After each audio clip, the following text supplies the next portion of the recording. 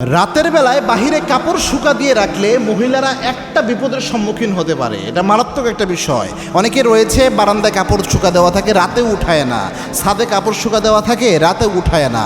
এই ক্ষেত্রে কয়েকটা হাদিস আপনার সামনে নিয়ে আসলে আপনি বুঝতে পারবেন এটা কতটা সতর্ক হওয়ার মতো বিষয়। আল্লাহর হাবিব রাতের বেলায় এমনি যে কোনো পাত্রের ক্ষেত্রে একটা নির্দেশনা আল্লাহর হাবিবের রয়েছে।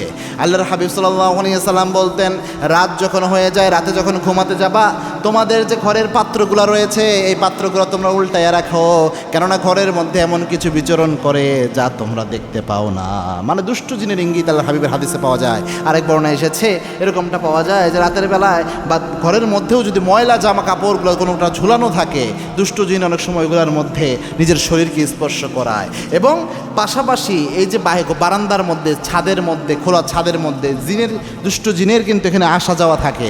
তো সেক্ষেত্রে কোনো মহিলার কাপড় ছাদের মধ্যে থাকলো, এই ক্ষেত্রে ওই কাপড় সে স্পর্শ করতে পারে বিভিন্নভাবে। এই জন্য রসুলের নিষেধাজ্ঞা রয়েছে, এই ক্ষেত্রে ইঙ্গিত পাওয়া যায় হাদিসের। এবং উলামা একরাম বলেন, যাদের এই যে জিনে ধরার সমস্যা থাকে বা বিভিন্ন ধরনের বদাসর রয়েছে, রাতের বেলায় ভয় পায়, অনেক সময় বোবায় ধরে, বলে যে এদেরকে এটা সতর্কতা হতে বলি আমরা অনেক ক্ষেত্রে, যে আপনারা কাপড় বাহিরে রাখিয়েন না, এই সতর্কতা দেই।